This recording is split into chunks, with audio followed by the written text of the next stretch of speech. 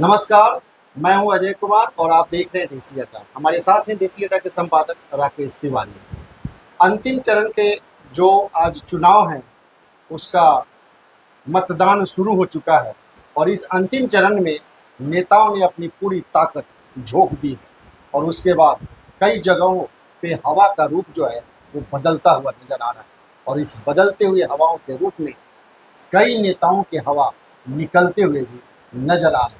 तो आइए हम बात करते हैं उन 8 लोकसभा सीटों पे जहां पे मतदान शुरू है और करते हैं उसका विश्लेषण राकेश तिवारी के साथ। राकेश जी नमस्कार। धन्यवाद आपको। चुनाव में आज जो 8 सीट हैं उनके मतदान शुरू हो चुके हैं और देखिए आज 1 जून है और आज 1 जून को पूरे बिहार में 8 लोकसभा क्षेत्रों में मतदान होने और पटना साहिब, पाटलिपुत्र, आरा, बक्सर, सासाराम, जहानाबाद, नालंदा और काराकाट, ये वो 8 सीट है जहां अभी मतदान चल रहा है।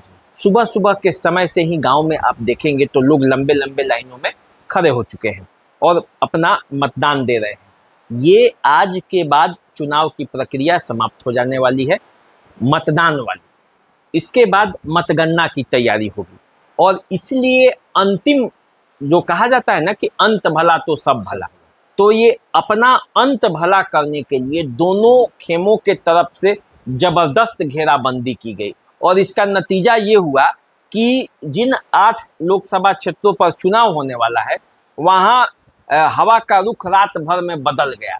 जो मतदाता जहाँ थे, कहीं कहीं जो डरेर पे खड़ा थे कि इनको देना है कि उनको देना है, कई क्षेत्र ऐसे थे जैसे काराकाट क्षेत्र हो गया जहाँ पे लड़ाई एकदम टसल वाली है, त्रिकोणीय लड़ाई का अंदेशा है यहाँ पे। उसके बाद जहानाबाद जहाँ पे 4 नेता लड़े हुए हैं। इसके बाद आप आ जाइए बक्सर, सारा सीट यहीं पे था जहाँ पे 4 उम्मीदवार यहाँ पे मैदान में थे। ऐसे उम्मीदवार जो लग रहा था कि एक दूसरे का वोट काटेंगे, जीतेंगे, क्या करेंगे, लेकिन इन सब सीटों पर मतदाता जो है वो अब मूड बना चुके हैं, मतदान केंद्रों पर पहुंच रहे हैं और मत का प्रयोग कर रहे हैं। और इससे एक संदेश जो आ रहा है, सुबह सुबह कई लोगों से मैंने बातचीत की कि मतदाता के दिमाग में अब ये स्पष्ट बातें आ गई हैं कि उन्हें किसे मत देना है। एक तरफ मोदी मैजिक है, मोदी के नाम पर वोट देना है, और दूसरे तरफ के लोग मोदी के विरोध में मत कर रहे हैं। मतलब एक तरफ अब की बार 400 पार का जो नारा दिया गया था उसके पक्ष में लोग मतदान कर रहे थे और दूसरे ओर जो है वो संविधान बचाने के लिए, आरक्षण बचाने के लिए, रोजगार के लिए, बेरोजगारी दूर करने के लिए इस मुद्दे पर मतदान शुरू हो चुका है। तो इसमें जो निर्दलीय की संख्या है, हर सीट पर कई महत्वपूर्ण जगह जैसे काराकाट हो गया और बक्सर, इन 2 जगह पर, उसके बाद आप आ जाइए जहानाबाद में, तो ये तीनों जगह जो है वो मामला थोड़ा पेचीदा था क्योंकि पुराने नेता खड़े हो गए थे आकर दलीय प्रत्याशियों के एगेंस्ट में।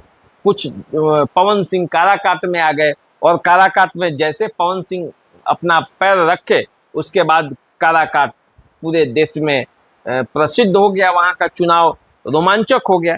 तो अब देखिए सबसे पहले हम लोग बात काराकाट की ही करते हैं। आज सुबह से मतदाता लाइन लगा चुका है और काराकाट में उपेंद्र कुशवाहा के पक्ष में अंतिम समय में गोलबंदी हुई और अब जो 30 साल के युवक हैं उसको छोड़कर पुराने जितने लोग हैं वो उपेंद्र कुशवाहा के पाला में जाते हुए दिख रहे हैं। और काराकाट की जो लड़ाई है वो त्रिकोणीय लड़ाई का रूप ले चुकी है और यहाँ राजा राम सिंह, उपेंद्र कुशवाहा और पवन सिंह, इन तीनों के बीच मुकाबला चल रहा है।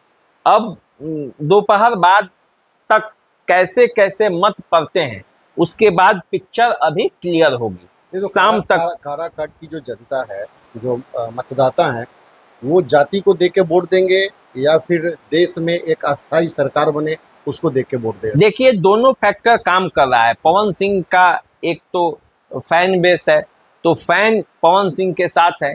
इसके अलावे उपेंद्र कुशवाहा एक कुशवाहा लीडर के तौर पर बिहार में जाने जाते हैं। उनकी पार्टी जो है वो एनडीए के साथ है जिसके नेता नरेंद्र मोदी हैं, जिनको प्रधानमंत्री बनाना है, तो उसके आधार पर उनके वोटर उपेंद्र कुशवाहा के साथ लगे हुए हैं। इसके अलावा राजा राम सिंह हैं, जो राजा राम सिंह माले के वहाँ प्रत्याशी हैं।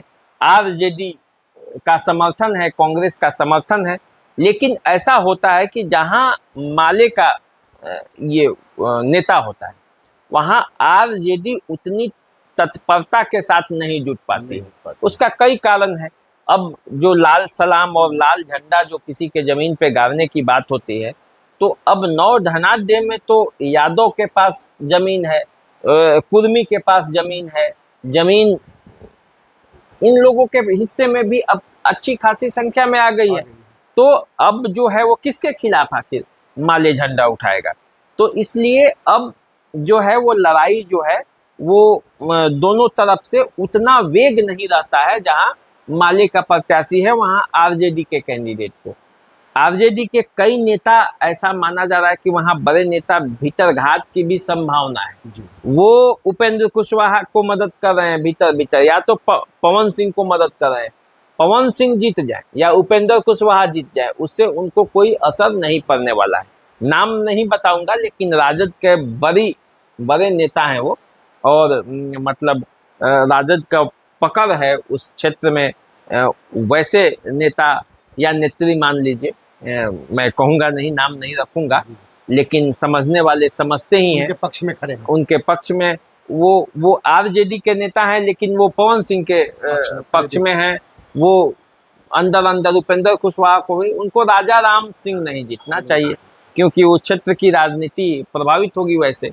तो ये मामला है। तो अब देखिए, काराकाट की लड़ाई बड़ी जबरदस्त है, किसी भी तरफ मामला जा सकता है, शाम आते आते क्लियर होगा। अब इसी तरह आइए आप बात कर लेते हैं बक्सर की। तो बक्सर की लड़ाई अब शिफ्ट हो चुकी है। आनंद मिश्रा का प्रभाव जो शुरू में दिख रहा था वो कम हो चुका है, और मिथिलेश तिवारी के पक्ष में बीजेपी के लोग जुट चुके हैं। अब ऐसा नहीं है कि बीजेपी के लोग आनंद मिश्रा के पक्ष में हैं। कुछ जो पर्सनल कॉन्टेक्ट्स हैं, और आनंद मिश्रा ने इतना दिनों मेहनत किया है, तो कुछ नौजवान उनके साथ हैं, लेकिन बीजेपी अब क्लियर हो चुकी है कि वो मिथिलेश तिवारी के पक्ष में वो खड़ा होना है। इसके अलावा सुधाकर सिंह के पास जो है, सुधाकर सिंह के वोटर जो हैं उनके पक्ष में खड़े हो चुके हैं। तो अब लड़ाई जो है वहां पे दो पक्षों के बीच में सीधा है। ददन पहलवान भी कुछ वोट ले रहे हैं, कुछ आनंद मिश्रा भी ले रहे हैं, लेकिन अब ये कितना वोट लेंगे और इससे चुनाव परिणाम पर कितना असर आएगा, इसके लिए अभी आपको थोड़ा इंतजार करना पड़ेगा। अभी तो चुनाव मतदान शुरू ही हुआ है, और शुरू होने के जस्ट बाद की हम लोग बातचीत कर रहे हैं, रात भर में सुबह जो बात हुई। इसके अलावा अब आइए बात कर लेते हैं जहानाबाद की। जहानाबाद में अंतिम समय में अरुण कुमार ने जिस तरह से ताकत दिखाई है, उस ताकत के बाद अब ये तय हो गया है कि जहानाबाद की लड़ाई त्रिकोणीय होने जा रही है। एक पक्ष में अरुण कुमार भी होंगे, दूसरे पक्ष में चंद्रेश्वर प्रसाद चंद्रवंशी होंगे, और सुरेंद्र प्रसाद यादव एक पक्ष से वो होंगे। तो ऐसे में जहानाबाद की लड़ाई बड़ी दिलचस्प हो गई है, और जहानाबाद में सुबह से मतदान हो रहा है। तो जैसे जैसे शाम होगा तब कुछ पता चलेगा, और भी बातें खुलकर आएगी, लेकिन वहाँ त्रिपक्षीय माने त्रिकोणीय लड़ाई चल रही है। तो जहानाबाद में जो भोला बाबू घूमे थे, उनका कुछ असर नहीं दिख रहा है? भोला बाबू का भी असर दिख रहा है, लेकिन अब वो पता चलेगा थोड़ा। अभी तो मतदान हो रहा है, शुरू हुआ है और लोग कर रहे हैं, लेकिन अंतिम समय में जिस तरह से अरुण कुमार के पक्ष में लोगों की गोलबंदी हुई, रोड शो जिस तरह से किए, उसमें दिलचस्प लोगों में उत्साह था, और उस उत्साह का नतीजा जो है वो अरुण कुमार के पक्ष में कुछ हवा वहां बना है। तो अब ऐसी स्थिति में जहानाबाद की लड़ाई कहाँ जाएगी ये देखना अभी बाकी है। अब आइए अब पटना साहिब की बात कर लेते हैं। पटना साहिब से रविशंकर प्रसाद हैं, और पटना साहिब सुरक्षित सीट है, बीजेपी के लिए सेफ सीट माना जाता है। पटना साहिब में लगता है कि मामला जो है वो रविशंकर प्रसाद के पक्ष में हो जाएगा, और मतदाता भी अपने मत का प्रयोग कर रहे हैं। इसी तरह पाटलिपुत्रा में राम कृपाल यादव और मीसा भारती के बीच जबरदस्त मुकाबला है, कांटे की टक्कर है। और अंतिम समय तक, रात तक ये प्रयास किया गया है कि मतों में कोई बिखराव नहीं हो, मतों में कोई टूट नहीं हो। जिसका जहां मत है वो अपना मत लेने के चक्कर में है, विरोधी का मत तोड़ने के चक्कर में है। लेकिन आप जानते हैं पाटलिपुत्र में रामकृपाल यादव घर घर के नेता हैं, वो लोगों को जाते रहते हैं, मिलते रहते हैं, इसमें कोई दो राय नहीं है।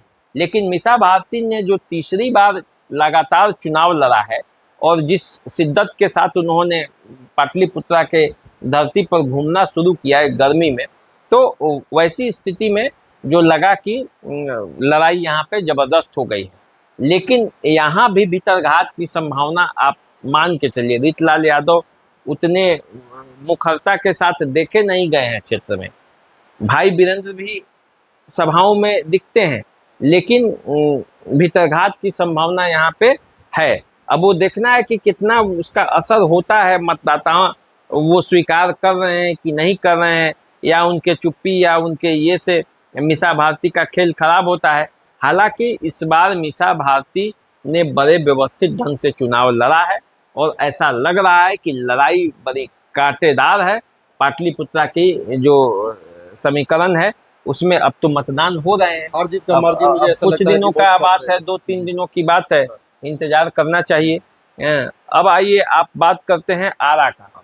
आरा में भी जबरदस्त मुकाबला चल रहा है। आर.के. सिंह चुनावी मैदान में है और वहां से सुदामा प्रसाद जो है भाकपा माले के उम्मीदवार हैं। इस बार 3 जो भाकपा माले के उम्मीदवार हैं ना, वो तीनों का चुनाव जो है इस बार हो रहा है। नालंदा में संदीप सौरभ है, काराकाट में राजा राम सिंह है और आरा में ये सुदामा प्रसाद है। तो 3 माले सीट पर चुनाव उतरी थी और ये अंतिम चरण में ही वो तीनों का है, फेज का है। तो माले को इस बार जबरदस्त फाइट करना पड़ रहा है अपने सभी क्षेत्रों पे। तो अब देखना है कि मामला क्या होता है। उसी तरह सासाराम में जाइए तो शिवेश राम और मनोज राम के बीच में लड़ाई चल रहा है। शिवेश राम को भाजपा के प्रत्याशी हैं और मनोज राम कांग्रेस ने उन्हें उम्मीदवार बनाया है। तो लड़ाई यहाँ भी जबरदस्त है। नालंदा की तो कहना क्या, नालंदा से कौशलेंद्र कुमार हैं, नीतीश कुमार का यह गृह जिला है। तो यहाँ नीतीश कुमार का प्रभाव है। 28 वर्षों से नीतीश कुमार को छोड़कर नालंदा ने किसी दूसरे के बारे में सोचा नहीं है। जो उनके पार्टी का होता है, जहाँ नीतीश कुमार रहते हैं वहाँ वोट पड़ता है। और विकास कार्यों के मामले में भी देखें तो राजगीर को कितना डेवलप किए हैं नीतीश कुमार, बिहार शरीफ और जो नालंदा का इलाका है वो सब बहुत डेवलप हुआ है। तो इस दृष्टिकोण से देखें तो नालंदा महत्वपूर्ण सीट है और यहाँ पे नीतीश कुमार का दबदबा है। वोटिंग जारी है और वोटिंग के बाद शाम तक और भी मामले खुल के आएंगे। परिणाम तो जो होगा वो आपको पता 4 जून को चलेगा ही। इसके अलावे अब आप आ जाइए काराकाट हो ही गया, पाटलिपुत्र, आरा, बक्सर, सासाराम, जहानाबाद, नालंदा और पटना साहिब, ये सब जगह पे मतदान चल रहा है और मतदाता अपने मतों का प्रयोग कर रहे हैं। उत्साह भी है। ये अंतिम चरण का मतदान है। गर्मी तो है लेकिन लोग वोट करने में कोई कसर लेना नहीं चाहते। शहरी इलाकों में हालांकि थोड़ी सी सुस्ती है, लेकिन वो लोग भी निकलेंगे और निकल के अपना अपना वोट देंगे। ग्रामीण क्षेत्रों में जबरदस्त उत्साह है और लंबी लंबी लाइनें भी सुबह से देखी जा रही हैं। तो यही मामला है। 7वां चरण है और आज के बाद मतदान की प्रक्रिया जो है वो समाप्त हो जाएगी और मतगणना का कार्य शुरू होगा। उसके लिए तैयारियां होंगी। मतगणना केंद्रों पर व्यवस्था बनाई जाएगी। पोलिंग एजेंट जो उसके होते हैं मतगणना कार्य के, तो उन सब की तैयारियों में लोग जुटेंगे और शाम तक एग्जिट पोल भी आएगा। हम भी अपना एग्जिट पोल लेकर आएंगे और दर्शकों को बताएंगे कि बिहार के 40 सीटों पर कौन जीत रहा है, कौन हार रहा है। तो ये चुनावी महापर्व का अंतिम दौर आज शाम को समाप्त हो जाएगा और इस चुनावी महापर्व के अंतिम दौर में खासकर बिहार के 8 सीटों पे जबरदस्त की गोलबंदी हुई है और लोगों में काफी उत्साह है। अपने अपने उम्मीदवारों के पक्ष में वोट डाल रहे हैं। तो परिणाम आपको इन सबों का 4 जून को आएगा। इंतजार कीजिए। हम भी आपके बीच एग्जिट पोल लेके उपस्थित रहेंगे। नमस्कार।